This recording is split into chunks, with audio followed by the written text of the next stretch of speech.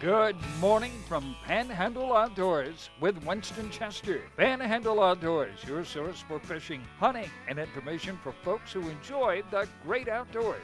Now sit back, relax. It's Panhandle Outdoors.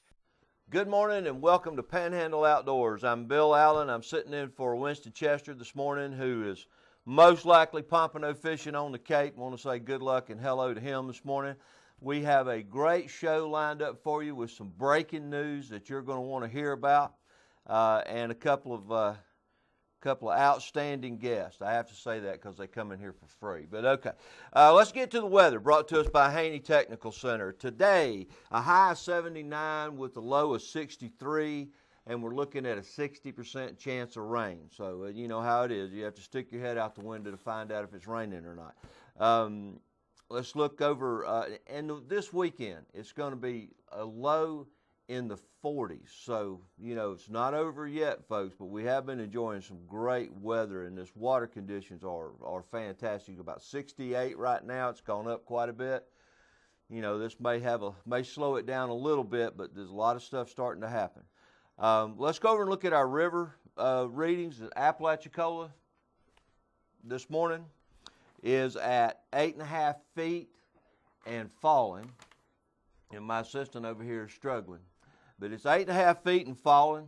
A lot of great reports about what's going on in down in the lower end of the river with, you know, brim and bass, and it's just really getting turned on down there. And of course, when you find that situation with the river falling, you're starting to look at some great opportunities over there. Choctawhatchee at Caryville.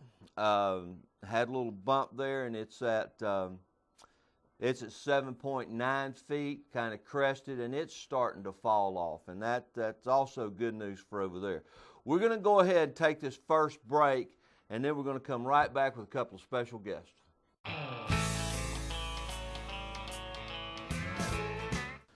Welcome back. I am excited to be joined this morning by my good friend and Mayor Greg Brudnicki and Mark Cowart, two great friends, great fishermen that I'm just privileged to be around a lot of times. So I said we have breaking news, and you're going to put on the mayor's hat this morning. We'll talk fishing later, but Carl Gray Park. We've all been anxiously waiting, and things are happening, right? Yes, Right. and I'm happy to say that we are finally have gotten to the stage where we have some drawings proposed to give to the state. We've gone through, and they're in the process of getting all the engineering specs. We are proposing something that we feel like DEP and the state is going to allow. We first started talking about moving the landing down toward the west, toward the bridge, based on what seagrasses are there now, what has been there in the past. It will be a path of least resistance to stay where we are, where people are normally used to putting in their boats. But we're going to dredge it. We're proposing a dock, a floating dock, and a permanent dock. Right. So that it'll help disable people. You'll actually be able to stage your boat there. So, and in order to keep it from filling in, a lot of people thought that it was stuff that passed around through the bay that filled it in. We actually there's an outflow from 98 that the sand and silt and stuff from the road would dump out there. Well, that's going to be filtered before it gets there. And so that's going to be fixed so that it will not continue to fill in as quickly. Great. So it's something that we've needed for a long time. I appreciate the patience of all the boaters here in the city and the county, whoever uses that. Because and I know it's been very frustrating, but if we figured if we were going to fix it, we want to fix it right. We're going to be spending quite a bit of money. We've applied to the Restore Act funds for $500,000 there, another $250,000 from a FWC grant that we're looking for. The rest of it, the city's going to participate with the rest of it. We expect to spend somewhere close to $800,000 there. But it's something that's needed. It's something that's used a lot. It's something that has been neglected for many, many, many years. Oh, man. Yeah. And, you know, it's just we've been putting Band-Aids on it for the last couple of years. And now, hopefully, we're going to, everybody's going to be singing from the same song sheet, and that's going to be the best place It's not a small undertaking. No, it's not, and it's used. I mean, it's something that's not going to be just sit there and go, okay, well, we did this. Look, nobody's there. It's a well used. Absolutely, it is. Probably the most used boat ramp around. Yeah. I even under the conditions. Jeff, can we take a look at the current situation of where what we have right now, and then you have a rendering there that was pretty cool of what this proposed project is going to look like. Mm-hmm. So. I got really close there. I'm going to need a new assistant. I'm sorry, I'm going to man. definitely need a new assistant. But anyway, it's a good thing he can fish. I mean, we grew up here, our whole life. I've seen so many Band-Aids on things that this is a solution to the problem, right? I mean, it's going to be dredged out. Like you were telling me, you got, what are the other features? Is it a dock situation? Yeah, I mean, right now, there is no dock. There is nothing there. So there's actually going to be there's going to be two places to put in boats, two at the same time, and then you're going to have a floating dock and a regular fixed dock that's going to be there in the water, and so it'll be disabled, ready. Or older people like exactly. Well, for example, I take my dad fishing when you and I don't go. I'll take my dad. Absolutely. And so just for him to climb in and out of the boat, I mean, is a major undertaking. Okay, and you got to be really, really careful because if you're holding on to something and he's trying to get out, and so from that standpoint, there's a lot of people that are not quite ambulatory but still can't move around that well. So. Yeah. Hopefully, this is gonna help. We're some of those people. Yeah, absolutely. We just want to cut down on the frustration level also, and wouldn't it be nice to know that you didn't have to look at the tide chart just to know when you could and could not use Carl That's Gray? exactly right. I mean, that's the way it is now. You're right. Oh, and it's just ridiculous. So we want to fix it, and we want to do it right. That's great. Dredged out. Having that so you could get a decent sized boat in there, like you see a lot of our, right, and the way the whole thing's set up, the flow of boat traffic going in and out is going to be a lot better, especially with the dock and, other situations. So that's fantastic news. So, all right, we're going to take a quick break and we'll be right back.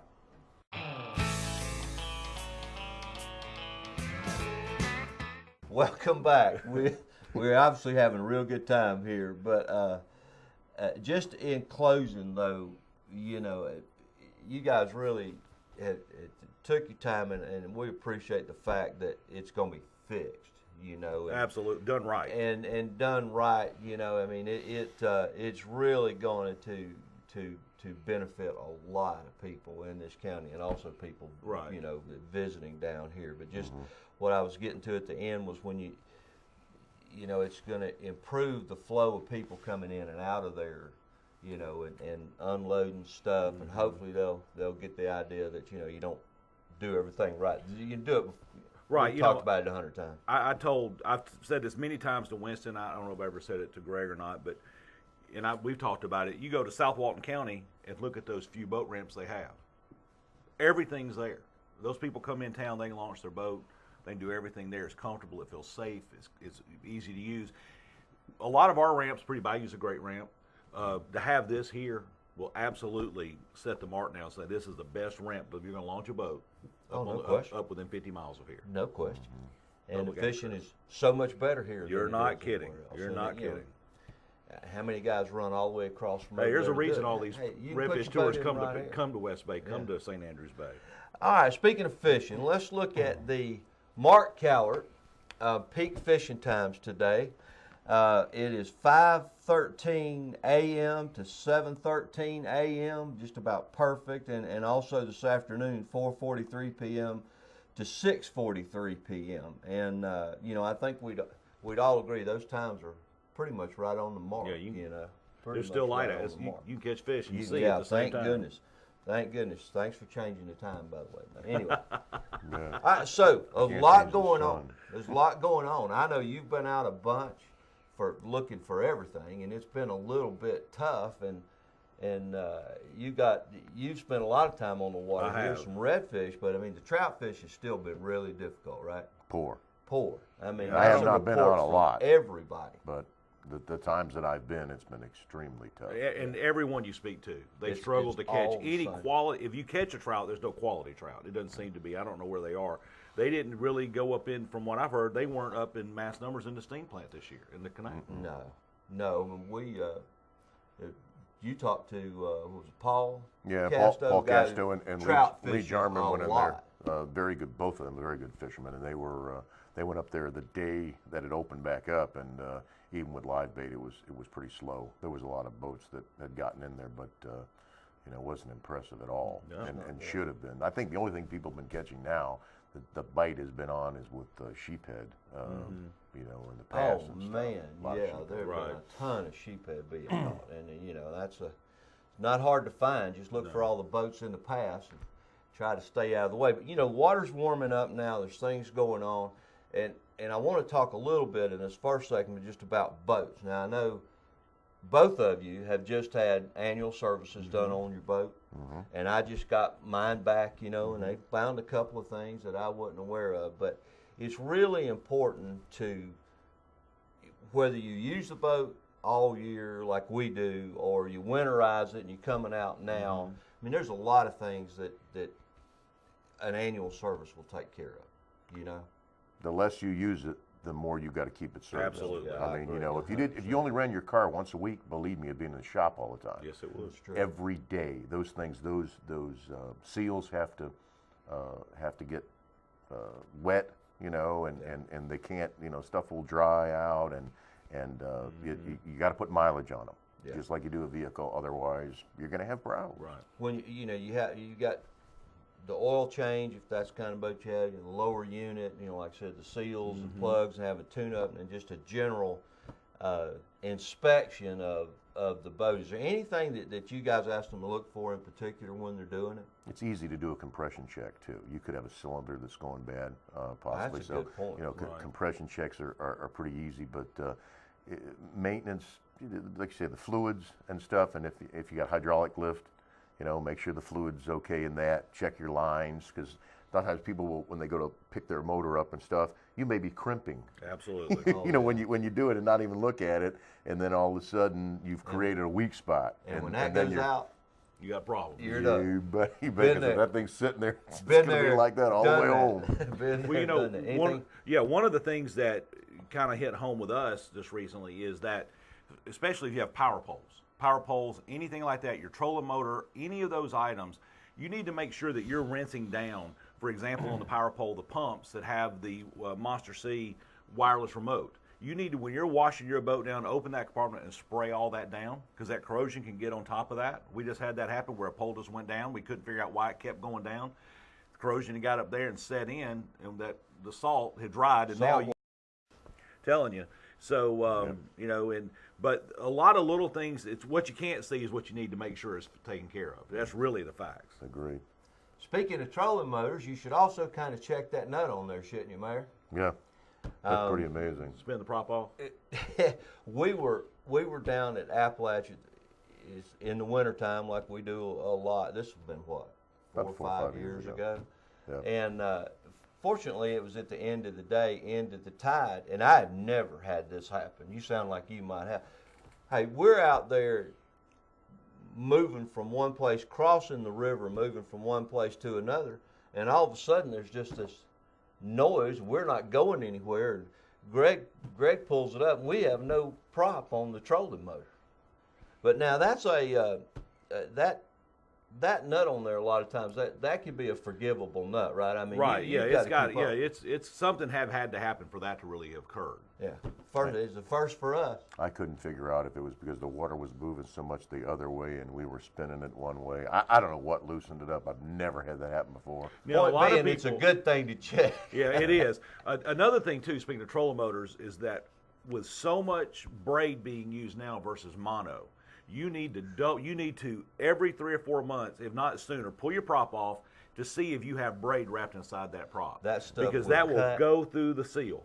Oh yeah. And- Well, even mono will go through the seal. Right. I mean, I know on big boats when you're out there fishing in the Gulf and you get people that, get their lines up under there and you're using 60, 80, or 100 pound test.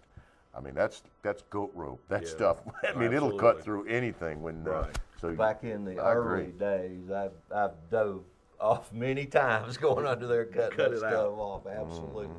But yeah, I mean, it's just if you take the time and do the annual service, you're spending a little bit now, and it's going to save you a lot of money Absolutely. later on. It's going to save you a lot of headache, you know, Well, in the middle of the Gulf somewhere. There's no doubt, and a lot of people who their trolling motor, they think the batteries are getting low, and there's so much line of stuff wrapped up inside around that prop that it can't turn freely. That's a good point. An inspection of that stuff really saved you a lot of money. So, all right, now I promise we're going to talk fishing when we come back, maybe one or two more tips, but stay tuned. We'll be right back.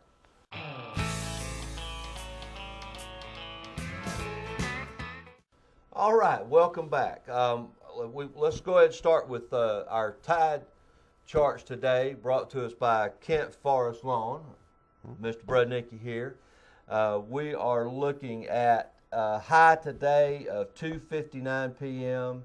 And the low was 1:29 a.m. this morning. So, and I think tide movement about a foot today. So, pretty solid if the weather gets good when you can get out. A 3 o'clock high tide is not dark till 8 No, now, that's- so yeah. that's a perfect situation to get Yeah. out there, out there after. But let me say one thing, more about the maintenance. Don't forget your trailer. Absolutely. Take the time, check your light, your wiring. But the one thing that I had talked about 2 or 3 years ago, that somebody had told me once a year, and if you just do it when you're doing your annual, is go ahead and get your wheel bearing grease and all that stuff. Get up underneath that boat. Get your hands messy and just coat down, your leaf springs, inside, outside of your wheel wells and all that stuff. You do that once a year. Go across your axle, the stuff that's that's not galvanized or that will rust. I mean, and not aluminum. And this will save you. It will waterproof things. You need to check your bearings probably once a year too. Right. They need, even though you got bearing buddies, they need to be repacked. And there's nothing worse than being on the side of the road when That's the worst thing. when you're trying to get somewhere to fish or trying to get home. So just a few tips, and now's a good time to do it. So all right, water's getting warmer. We hadn't had the best of winters. It's been tough weather-wise. So what are you guys looking for right now? What is the pattern? Where are you going? Well, With a little bit warmer water, and the Spanish aren't quite here, although there was a lane caught this past weekend in Right. Panama City. Where are you going right now? Well, Michael and I, as far as red fishing, there have been bigger schools of redfish pushed up in fairly shallow water. Sure. It's been, some of them have just been on shutdown. You can see them, but you can't catch them. There have been some successful bites. I was talking to Justin Leake a couple of days ago, and Matt Smith had a good day. I think the day before, probably Monday or Tuesday. And it's just, you've got to be on the water. You got to be casted to catch them. And and that's just the thing. When it turns on, if you're there, you're going to benefit from it. Yeah. It was so cold last winter, and the grass, I noticed the other day being out there, it's already starting to come up. The water is Absolutely so right. much warmer. And that's why I don't understand why the bite hasn't started, because at this time last year, the water was 5 degrees colder than it is right now. So I thought that everything would turn on a lot sooner. I figured the agree. Spanish, usually 67, 68 Spanish show up, and the water in the bay, I mean, up in the bows the other day was 76, and in the bay it was Absolutely. 73. Yeah. So I don't know whose calendar they're looking at. Yeah. But, Well, I but think- the water is warm enough. Come on. I think you're exactly right. This winter, the water stayed close to 60 in the bay almost all winter. Yeah. And then that last hard cold front came through. Michael and I fished a tournament on the Emerald Coast Pro Series. I think it was the very end of February. That day, the water temp dropped all the way down into the upper 40s, low 50s. It was so cold those 3 or 4 days before, that hard north wind, the wind blew out and it rained. Mm-hmm. We were catching fish up till that. Then when that happened, it got harder to catch them. And I'm not sure if I don't think the fish ever moved into a true winter pattern in our bay this year. I think they were more scattered. I think the water temperature kept them instead of running them to back ends like they normally do, looking for that mud bottom for shallow water. I just don't think the redfish went where they normally go, and I know the trout didn't go where they normally go. Well, just before Christmas, we had a real cold time. It killed all my lettuce in my garden, so I know it had to be cold. And the water got really cold, and then it warmed up again. So you're probably right. Instability Absolutely is the worst thing. I mean, if it's going to be cold, stay cold. If it's going to rain and Absolutely. drizzle, let it keep the same, because they don't like the quick change. No. I not for me. I mean, maybe for some Oh, people. no. It's just like But- if it's uncomfortable to us, it's uncomfortable to them. Yeah. So I don't know. I just thought I lost my touch. You did. Yes, I have not. Well, I've been very unsuccessful You're lately. getting older now. Beats But- the alternative. Yeah. So anyway, yeah, most of your clients. Yeah. Yes. So, all right. So, inconsistency has been tough, but it's starting to settle down. It is. It's warming back up again. Are you back to top water? I have been throwing some top water, and we've caught some redfish on throwing some water. Yeah. It's that time, right? I mean, it's Right. that time to pop those things out and start to go top water a little bit. But you still, it's the pattern's calming down a little bit. So you want to be around the mouths of some of these creeks, moving water, points and eddies and things like that. I mean, hopefully to get more into a regular Right. pattern. And that we've working been the on. baits very slowly. Yeah, slow it down. Yeah, and that's a consensus, guys. Slow it down and No power make good fishing. presentation. No power fishing. Yeah, it's not the time for that. It is really not the time for that. But listen, I appreciate you guys taking the time to come in here, especially Greg, with all the work that you've done on that. I know it's taken a while, but it's not a Band-Aid, it's a fix. That's And great. Mark, I can always count on you to come in, and, Well, I appreciate you've it. been on the water more than we have lately, so work gets in the way. But listen, have a great day. Do something good for somebody, and Winston's going to be back tomorrow. Thank you. Thanks for joining us for Panhandle Outdoors with Winston Chester. Panhandle Outdoors features hunting, fishing, and other activities and information to help you enjoy the great outdoors. Join us next time for Panhandle Outdoors.